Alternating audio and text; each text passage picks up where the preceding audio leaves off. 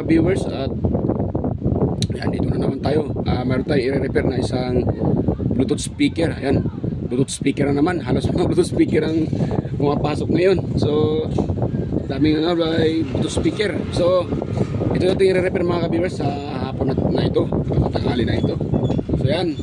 So mayroon tayo ay, ito pala ang sabi ng may-ari ay hindi na umiilaw pag itina-charge nila.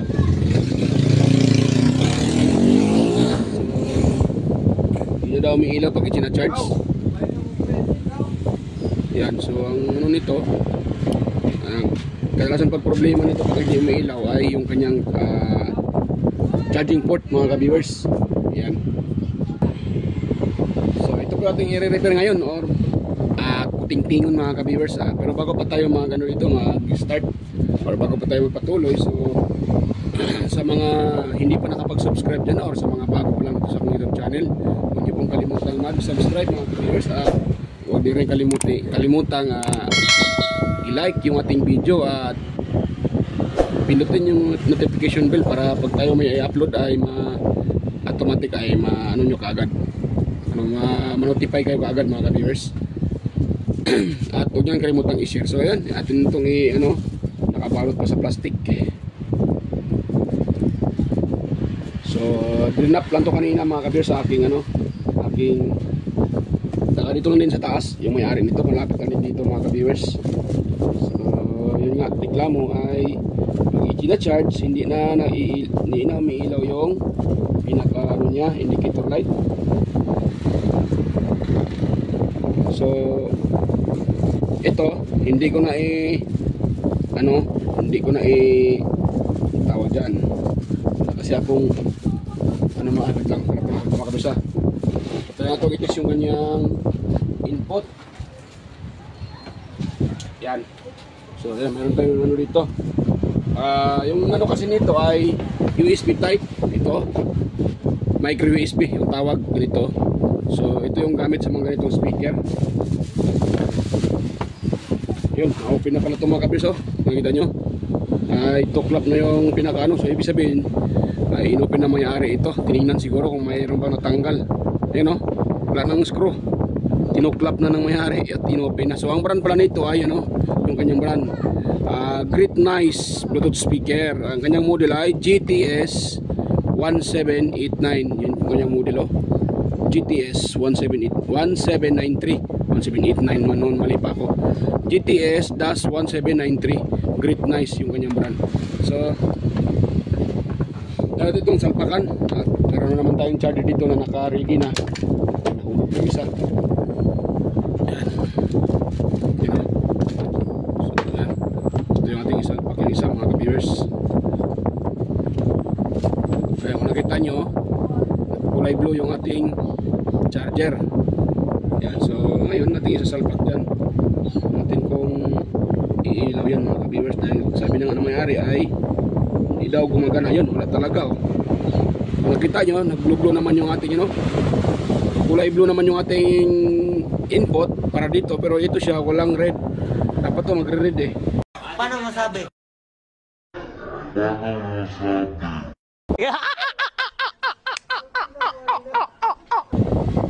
Ito, ayun, wala na. So sa madaling salita, goodbye na itong ganyan charging port, sira na. So ito yung ating i-repair. Ang pag-repair nito para maitanggal yung itong pinaka-cover niya, so madali lang mga ka-viewers, or kahit hindi na natin tanggalin, dito lang tayo magtatap yan dito. Yan, kitang-kita naman yung kanyang positive at negative. Ito, yung kanyang, dito tayo magtatap ng positive. Yan, hindi pala kita. Yan. So dito tayo magtatap mga ka-viewers. Turo ko sa inyo. Pag ganitong klaseng Bluetooth speaker, hindi na kayo mahirapan nitong mag-tap ng positive, dahil ito yung positive nyo. Kung nakita nyo ito, yan, yung kanya ngayon, yung parang na yan, contact point, yan po yung ating positive. Yan po mga ka-viewers. Yun, so yung negative naman natin, ito din sa kabila. So pwede din tayo dito maglagay ng negative. Ito negative to dito At saka yan yung ating positive. So hinangan natin yan ng wire mga ka-viewers. Kaya natin hinangan. Baka sakaling mag-charge yan. So pag mag-charge yan, sigurado makapira tayo dyan. Magkaroon tayo ng income dyan. Mag-charge yan. So salapag natin dito. Ay may pala. So sana yung aking wala pala. Hindi ko nila yung ating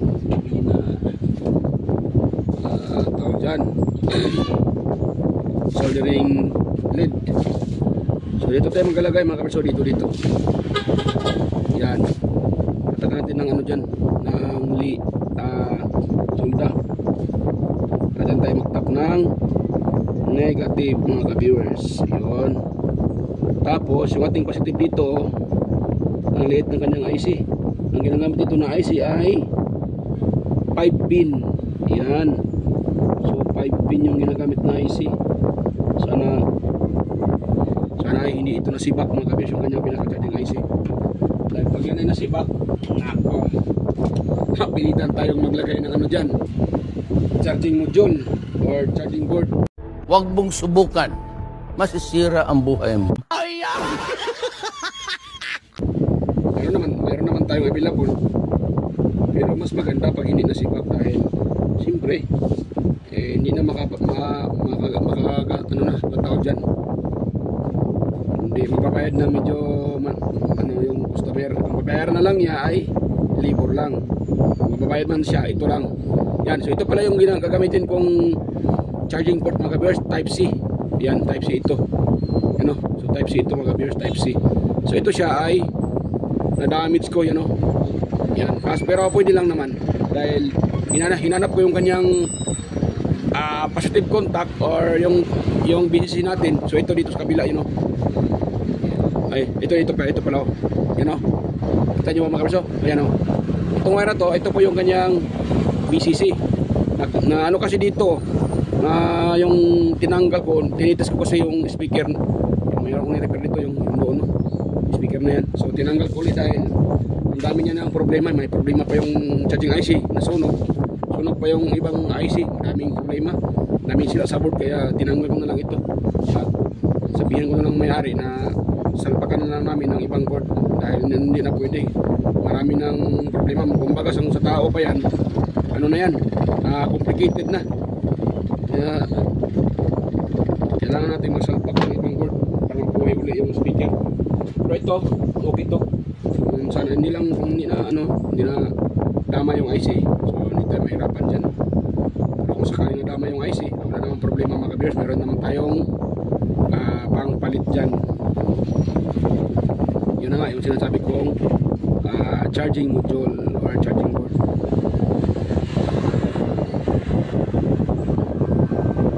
So wag mo natin itong Apex, i-try natin mga ka-viewers. Sa labas natin ilagay at ating supplyan. Kung iilaw yung pula, good. Ibig sabihin dito yung pinapahirapan nito, kung iilaw siya. So salitang salita ko, hindi pala kita yung ginagawa ko. Kagwang na, limbarok na talaga yan. So itong kulay blue, itong blue na to, itong blue na to, ito yung aking positive. So itong positive, kung saan ko tinuro kanina yung may positive ito, yan din tayo magtatap mga ka-viewers.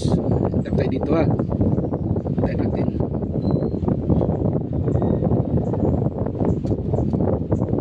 Dahil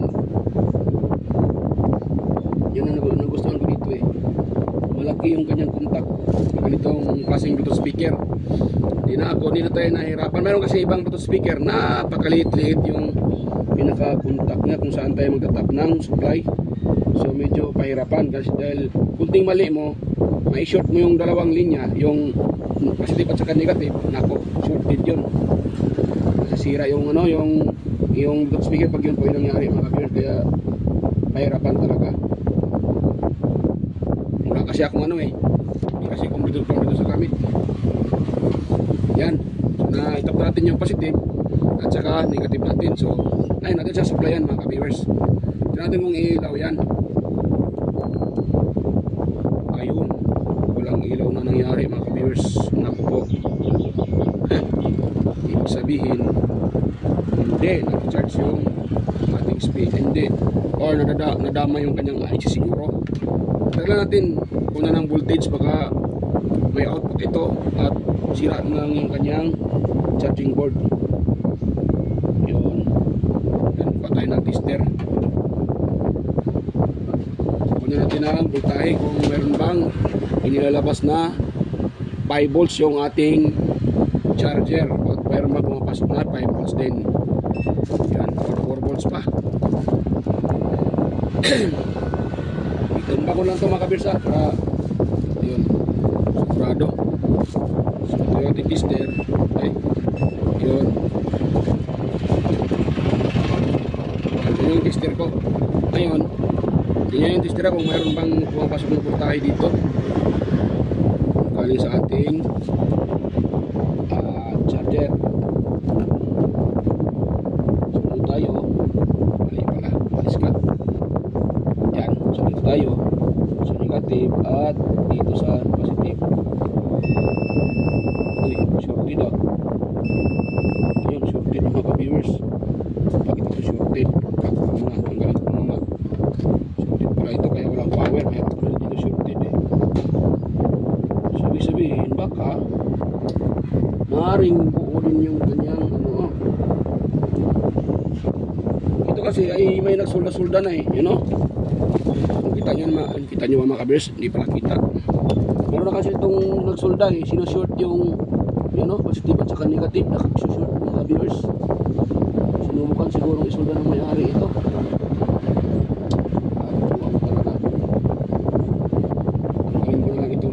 Para sigurado. Kunin ko muna yung ating baterya. So sa mga magre-repair, huwag niyong kalimutan tanggalin muna yung supply kung baka may laman yung baterya. So kunting galaw nyo dyan, madama yung dito na nito. Yan, black. Yung sinabi ko, ito black to. Hinihinang nga lang dito mamaya mga ka-viewers. Tanggal yung pinaka positive.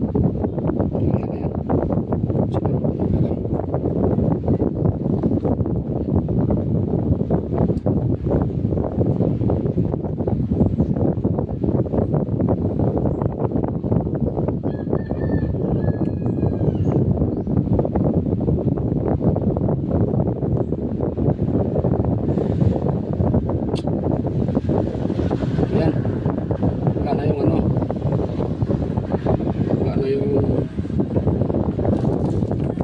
Baterya.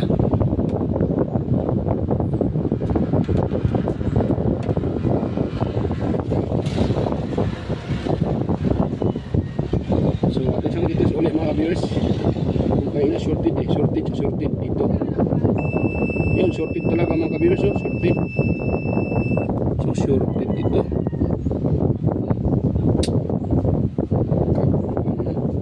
So tanggalin natin siya ulit.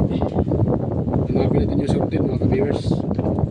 Tanggalin ko ito yung uli itong wire sa gabal ito eh.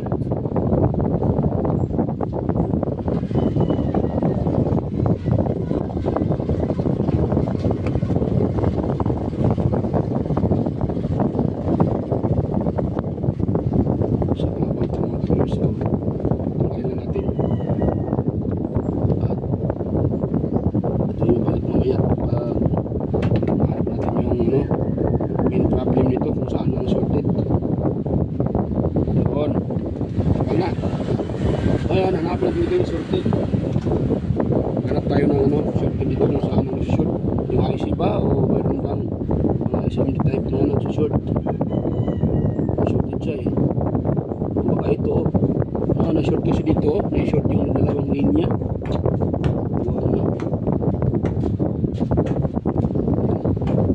Tanggalin ko na ito mga ka-viewers. So tanggalin itong nagsushoot dito na yan, tanggal na. Nakashoot kasi yung positive sa mga ka-viewers, kaya siguro shorted yun.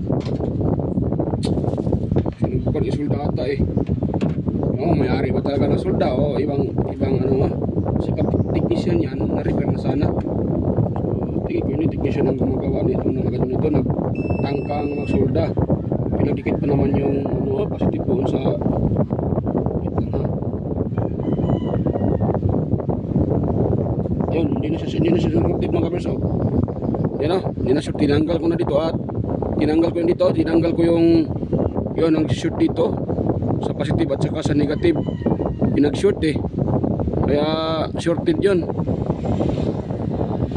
Iwan ko ba talaga, pinagdikit nila yun. Ano, nawala yung shorted oh. O diba, hindi na nagpabaser yung ating tester. Okay naman tester ko. Anong baser, so sorry natin uli yung ano, contact. Nilagay ko na charging port ito, itong type C. So tapatin siya uli para supply natin uli ng ano, supply. At saka yung natang na may ano ka na tawag dyan, nahatak ko yung pinaka-wire ng speaker. So yun, ang baterya, nahatak ko yung wire ng baterya, kaya yun, solda ko na lang yun uli mga ka-viewers. Yun, tapos itong isang linya doon sa pinaka-ground natin. So okay na to, ilaw na. Kaya pala nagbabasir siya dahil doon.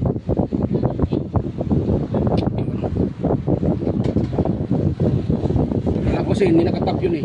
Kapag titigan mo siya ng maigi, makikita mo talaga na nakatap doon sa negative yung ating positive.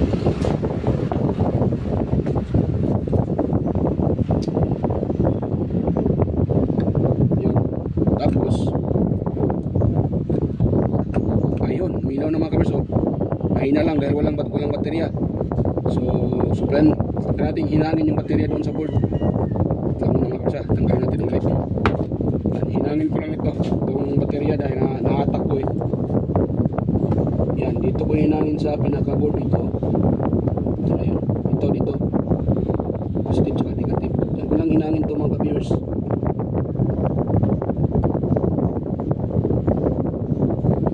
Yan. So, stitch lang mga ka-viewers. Balikan ko lang kayo pag ito nahinang ko na. At pagkatapos kong mahinang, i-install ko na rin ito sa kanyang pinaka-board. Ito. Yan, balikan ko na kayo pag na-install ko na ito. Ito lang naman ang kulang eh. Hinangin ko lang to sa ano, sa battery terminal dito. So saan ito nakakuha? Itong dalawa, yung dalawang yan. Yan ko yung hinangin yan. Yan o. So balikan ko lang kayo pag nahinang ko na to. So yan mga kabiyas, okay na po yung ano, akin na pong na-assemble yung speaker. Ako nakita nyo, yan o. Yan na siya. So na-assemble ko na. At yun, so i-try natin siyang ano, pero ito ay ano mga kabiyas, tapos ko siyang ang tawag dyan, na-charge ko na-charge ko na ito at may karga na itong kanyang battery mga kabiyas. Ayan, yun, so hindi ko lang naipakita dahil yun nga pinapost ko kanina. Yan, so kasi pag i-video pa natin yung pagka-charge ay mahahaba yung ating video. So yan, salpak ko na siya. Ayun o. Oh, nakita nyo, yun o, nagre-red na o. O, diba? Nakakulay red na. Yun, nakakulay red na. Tapos pag tatanggalin ko ito, mawawala yung red. Yan o, nawawala yung pula. Yung charging, yung ilaw niya, kulay red. Pag nasalpak ko ito, yan o, nag-ilaw uli. So, okay na siya. Success yung ating repair. Try natin ipa-sounds mga ka-viewers. So, bago pa tayo magpa-sounds, mag-testing dito. So, yan, mega loud shoutout sa inyong lahat dyan, sa mga silent viewers, organic viewers, at sa mga palaging nakasubaybay at nanonood sa aking mga upload. Ayan, mega loud shoutout sa inyong lahat, mga ka-loads, sa mga master natin dyan, mega loud shoutout po, at sa mga kadikit ko dyan. So, yan, hindi ko na kayo isa-isahin. Yan, so, sa next lang tayo mag-shoutout ng paisa-isa. So, yan, mega loud shoutout sa lahat mga loads, mga sir at mga ma'am. So yan, sa lahat na nanonood. Ayan. So atin na itong iti-testing para dahil may karga na itong kanyang baterya. Yan o. Oh, ay nagtulong mga kabisa. Nalubat pata. Kukong na. Nalubat mga kabisa. Akala ko na may karga na yun. Nawawamali ako ah.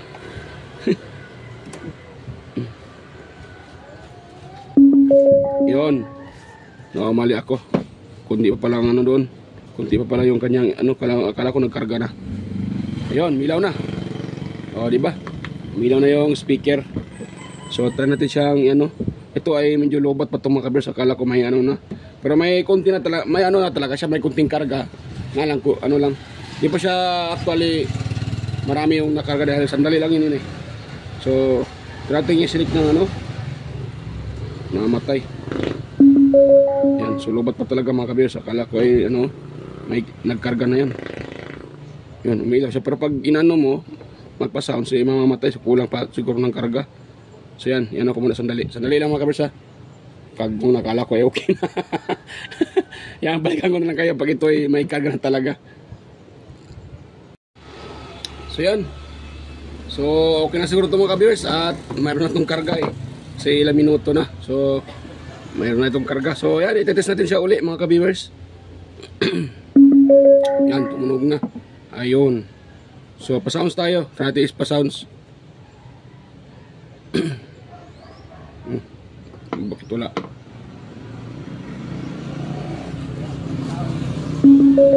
Yun.